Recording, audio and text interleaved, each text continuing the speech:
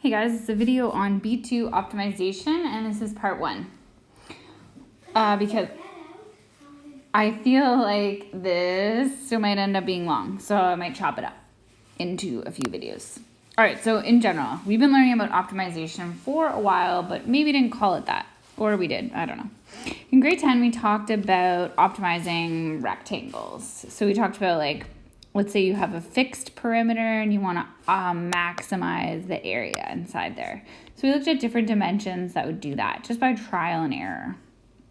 That was grade 10. Or grade 9. Grade 10 was all about quadratics. So we graphed some quadratics and we would find the maximum height of, say, a soccer ball that was kicked, or we would maximize the revenue of something. So yeah, that was grade 10, and we did that by like completing the square, finding the vertex, things like that. Okay, so now in calculus, we're gonna look at optimization again, but this time we're going to use derivatives to help us find these critical points. So, just like the examples I was just saying, like business, I know a lot of you are going into business, so I bet if you take first year calculus, a lot of questions on optimization for you are going to be about revenue, minimizing costs and maximizing profits. Packaging, like deciding on packaging, how much surface area something has, so maybe minimize the expense spent on that, but you still need a functional design. Deciding how many seeds to buy and plant because you want the biggest yield and to minimize the costs. I kind of broke it into 4 different categories that you do in high school. So measurement, which I'm going to start with. Profit, so like the business example. Distance could be, I'll do an example of that, but like the shortest distance perhaps you might want to do. And number sense examples, like 2 numbers that add to something and you want to maximize their product. So those are like all the types. So basically every optimization question starts with a word problem. It has you, step 1, creating equations, which is the hardest part. If you can't create equations, you can't solve the problem because we're not guessing here. That's not calculus. So you're creating equations, and then from those equations, you are eventually finding the first derivative and using that to find your critical points. So you're setting the first derivative equal to 0 because we know at a maximum the slope would be 0, and at a minimum the slope would be 0, and we can use the first derivative to find the slope at that point. So that's pretty much it.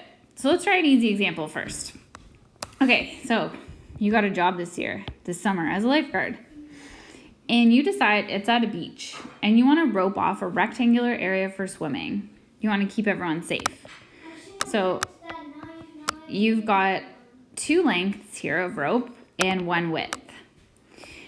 You've got 200 meters of rope altogether to fence off an area. And you want to find the dimensions of this swimming area in here that will produce the maximum area. Maybe it's still COVID season and we want to make sure each person is like 6 feet apart. So we definitely want to maximize our swimming area. Okay, cool. So hardest part is creating the 2 equations. So first off, I can start with the obvious one, area. So we know the area of the rectangle is going to be length times width. So we're definitely gonna need that formula. Also, we know we have 200 meters of rope, and the 200 meters of rope, you need to know that describes kind of the perimeter of our shape.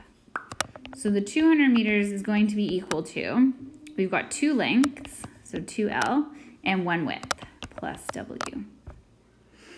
And now how do we use these 2 formulas? Well, we're gonna use this formula since we're trying to maximize it. But we don't want it to be in terms of 2 different variables, L and W.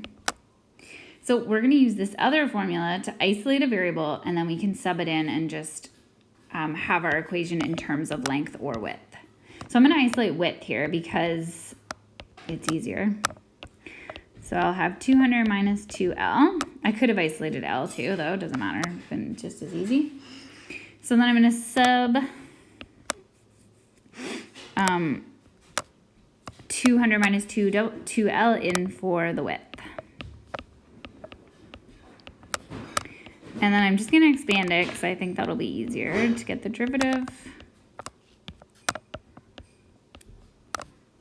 So there you have it. That is my area formula.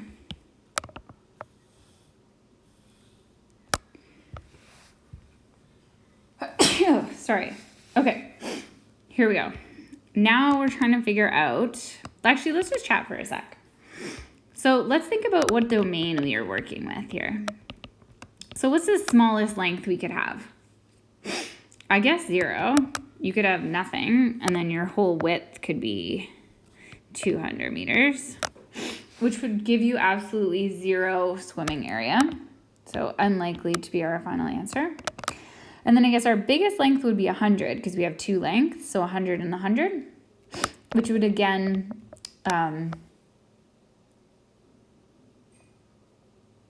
wait, is that right? Yeah. Yeah, which would again leave no area for swimming because you'd have a width of 0. Not great. All right, cool. Okay, so moving on. Let's find our critical points. So let's find our first derivative. So derivative of area will be 200 minus 4L. Okay, we found our derivative. Let's set our derivative equal to 0. 4L equals 200. Divide by 4. We get 50 meters for our length. If I wanted to figure out what my width is, I know my formula for width was 200 minus 2L. So 200, yeah. Sure.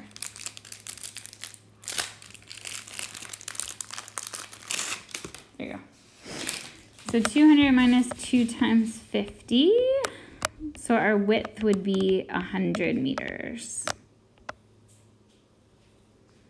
All right, cool. So that means our length is 50 meters, our 2 lengths, and our width is 100 meters. Okay, so that maximizes our area. What would our area be anyways? Our area would be 50 times 100. What's up, honey?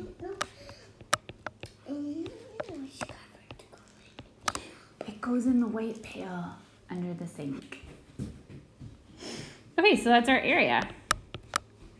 So if you wanted to look at this on a graph, we know our smallest length is going to be 0 for graphing length and area. And our biggest length is going to be 100. Both of those will result in an area of 0. And at 50 meters, we're going to have a maximum area. So that's going to be what our parabola would look like. Well, not quite, because that was a really bad sketch, but you know what I mean. So there you go. And we could even take it a step farther and find the second derivative, which would just be -4, I guess. And the second derivative just tells us, it just reinforces that that's a maximum because it tells us that our graph will be concave down since it's a negative value, and it is concave down, so we know that this is a max. Cool, so that's how you do these optimization questions. They're all similar. They start with a problem that you have to solve. Usually you create 2 equations and sub one into the other. So that's your first step, equations. Second step is always finding the first derivative and setting it equal to 0. And then that gives you your answer. And maybe your third step is to use second derivatives to prove if it is a max or a min. Okay, I think I'm going to stop it there. That just gives you a little intro into optimization with one measurement example, and I'll try another example in another video.